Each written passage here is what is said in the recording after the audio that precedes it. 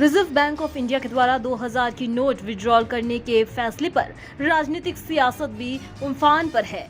इस दौरान झारखंड की राजनीतिक पार्टियां एक दूसरे पर जमकर आरोप प्रत्यारोप लगा रही हैं।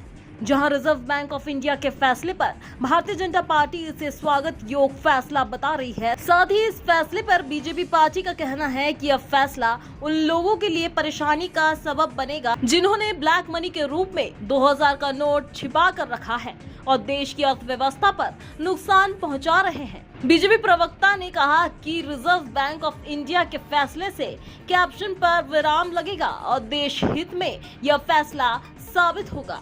देखिए, हम रिजर्व बैंक ऑफ इंडिया के उस ऐतिहासिक निर्णय का स्वागत करते हैं जिसमें 2000 के करेंसी नोट्स को सर्कुलेशन से विड्रॉ करने का निर्णय लिया गया है। और अभी इससे आम आदमी को बिल्कुल भी पैनिक करने की जरूरत नहीं है, परेशान होने की जरूरत नहीं है, क्योंकि उनके पास जो भी 2000 का नोट है उसकी लीगल टेंडर जारी रहेगी, यानी उसकी कानूनी वैधता बिल्कुल बनी रहेगी। तो आप बिल्कुल परेशान नहीं हो। हाँ, ये परेशानी उन लोगों को जरूर होगी जिन्होंने बड़े पैमाने पर 2000 के नोट के जरिए ब्लैक मनी को अर्जित करके छिपा के रखा है। और हमारी सरकार का भी करप्शन के प्रति जीरो टॉलरेंस है, तो हम इस निर्णय को उससे जोड़कर देख सकते हैं। बहरहाल, आम लोगों से हम फिर अपील करते हैं कि आपको बिल्कुल परेशान होने की जरूरत नहीं है, क्योंकि आपका 2000 के नोट की वैधता बरकरार है। रिजर्व बैंक ऑफ इंडिया के इस निर्णय का स्वागत है। वहीं भारतीय जनता पार्टी के सहयोगी पार्टी आज सुनेगी रिजर्व बैंक ऑफ इंडिया के इस फैसले को सही करार दिया है। आजसू पार्टी सुप्रीमो सुदेश महतो का कहना है कि यह उनकी पॉलिसी है और किसी पॉलिसी के तहत ही इस तरह का decision reserve bank of India ने लिया है जो देश हित में साबित होगा और करप्शन पर विराम लगेगा। उन्होंने कहा कि केंद्र सरकार को कहीं न कहीं इस दौरान काला धन जमाबंदी की आशंका होगी, जिसे देखते हुए यह निर्णय लिया गया है जो देश हित में है। ये एक पॉलिसी है, ये भारत सरकार का एक पॉलिसी का हिस्सा है जिसको कल उन्होंने रिलीज किया है। आप हमसे ये पूछ सकते हैं, पॉलिसी तो राज्य के नहीं बल्कि सेंट्रल गवर्नमेंट अपने देश के कानून के तहत अपने मुद्रों पर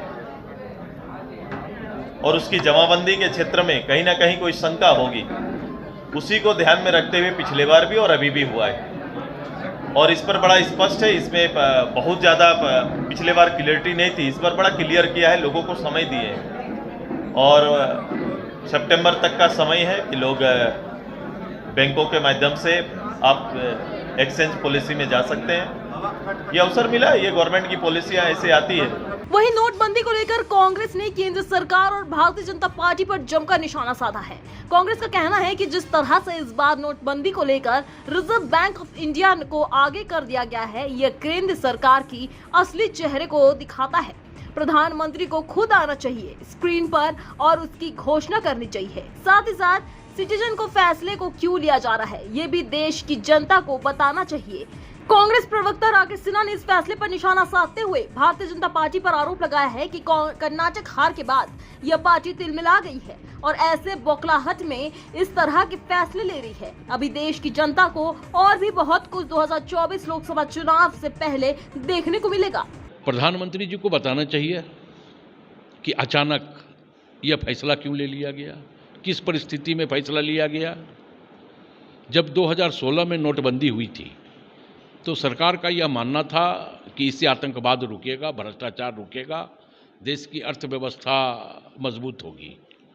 ना नोटबंदी के बाद आतंकवाद रुका, ना भ्रष्टाचार रुका और ना ही देश की अर्थव्यवस्था मजबूत हुई। प्रधानमंत्री जी मन के 100 एपिसोड पूरे कर लिए, तो कम से कम कल आरबीआई को आगे करके जो इन्होंने नोटबंदी की घोषणा की, तो प्रधानमंत्री जी का भी नूरानी चेहरा है, वो टीवी पे आकर के क्यों नोट बंद करने का परिस्थितियां उत्पन्न हुई, कम से कम 5 मिनट इस पे भाषण तो दे ही सकते थे, ताकि देश की जनता को यह समझ में आ जाता कि नोटबंदी की परिस्थितियां क्यों उत्पन्न हो गई। तो हमें यह लगता है कि कर्नाटक का चुनाव से तिलमिला गई, बिलबिला गई भारतीय जनता पार्टी। अब इस तरह के कई उपाय, कई हथकंडे अब अपनाएंगे ये लोग। 2024 के चुनाव जीतने के लिए विपक्ष ये सारे हथकंडे अपना रही है। स्वाभाविक तौर पे 2024 का चुनाव जीतने के लिए मोदी जी धर्म की राजनीति भी कर रहे हैं। बजरंग दल को बजरंगबली से भी जोड़ दिया इन लोगों ने। 2024 का चुनाव जीतने के लिए अन्य हथकंडे भी अपना करके, धर्म की राजनीति को करके, क्योंकि विकास के मुद्दे पे, रोजगार के मुद्दे पे, महंगाई के मुद्दे पे, अर्थव्यवस्था के मुद्दे पर तब ये वोट मांग नहीं सकते।